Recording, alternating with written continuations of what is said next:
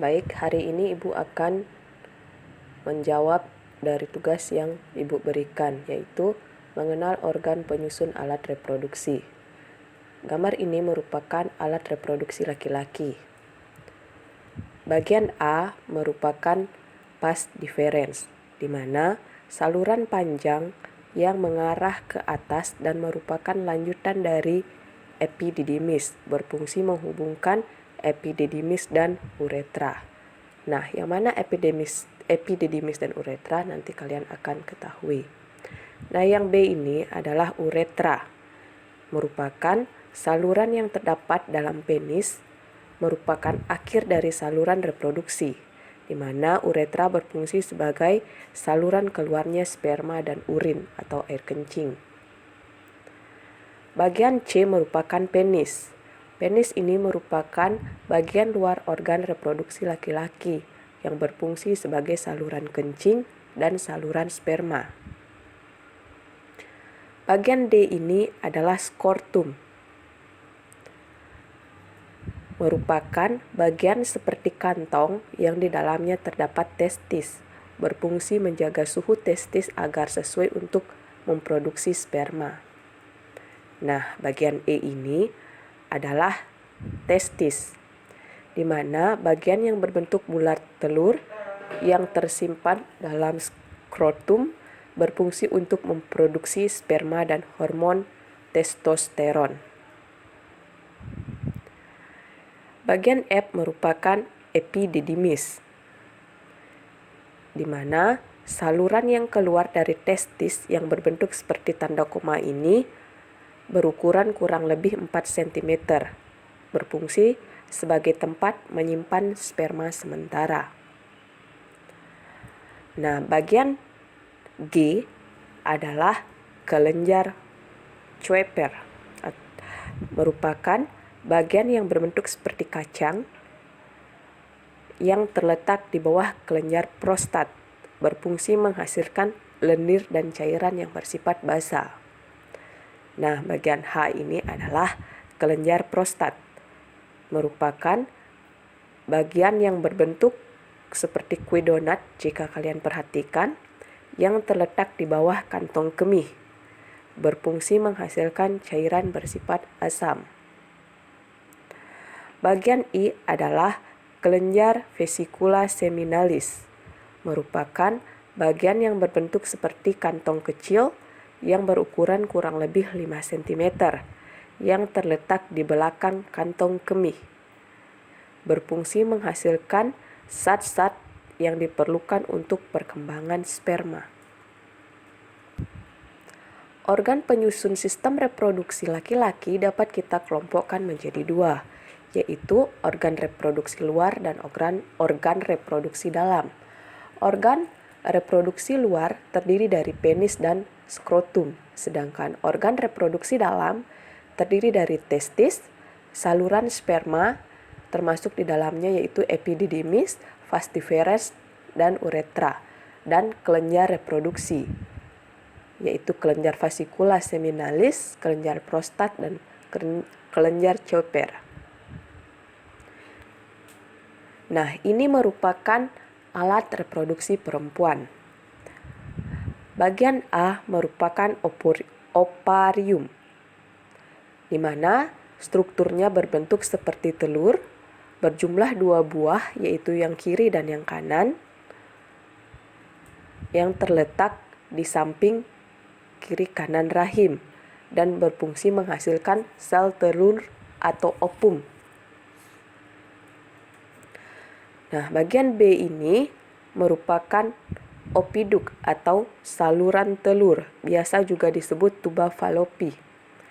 Merupakan saluran dengan panjang kurang lebih 10 cm yang menghubungkan antara ovarium dengan rahim atau uterus.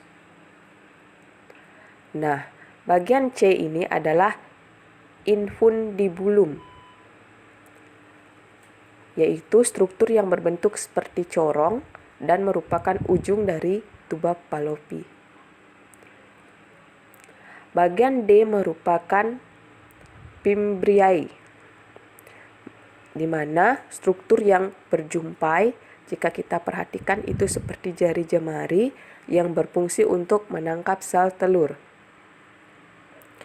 Bagian E merupakan rahim atau uterus.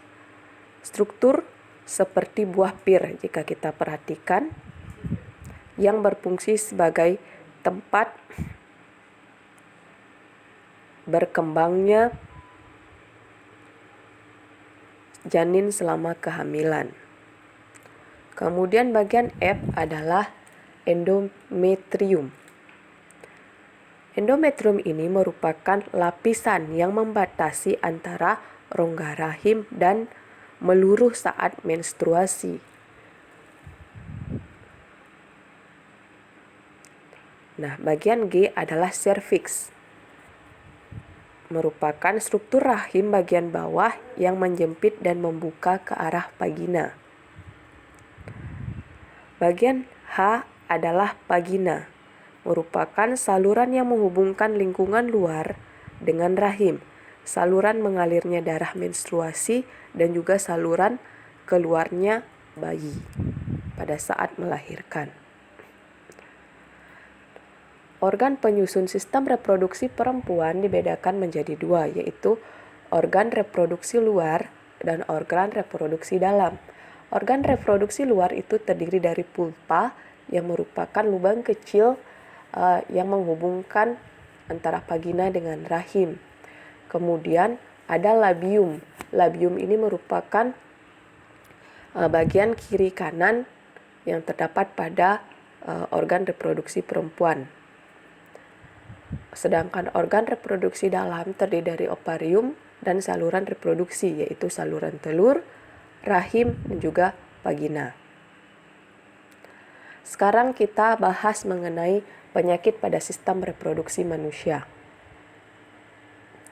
Yang pertama yaitu HIV atau AIDS. Kalian bisa perhatikan gambar di samping. Penyakit AIDS adalah penyakit yang disebabkan oleh virus HIV atau Human Immunodeficiency Virus yang menyerang sistem imunitas atau kekebalan tubuh penderita. Saat ini, penyakit yang disebabkan oleh virus HIV ini lebih dikenal dengan istilah AIDS atau Acquired Immunodeficiency Syndrome. Kemudian gonore atau GO. Nah, kalian lihat pada gambar di samping.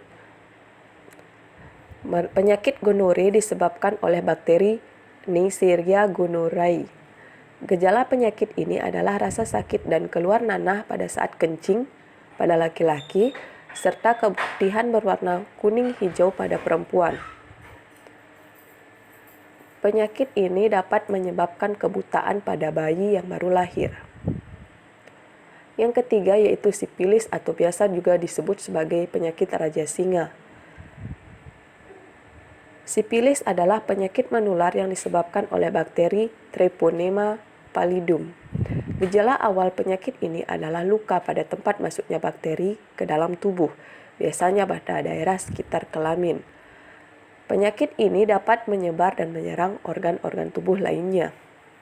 Jika kalian perhatikan pada gambar B itu merupakan gejala yang tampak pada wajah pada penderita sifilis. Yang keempat adalah herpes simplex genitalis. Penyakit ini disebabkan oleh virus herpes simplex tipe 2 yang menyerang kulit di daerah genitalia luar anus dan vagina. Gejala awal dari penyakit ini adalah gatal-gatal, pedih, dan kemerahan pada kulit di daerah kelamin. Kemudian, pada daerah tersebut timbul beberapa lepuh kecil atau seperti bernanah dan selanjutnya akan lepuh atau pecah menjadi luka. Demikianlah materi hari ini. Sekian dan terima kasih.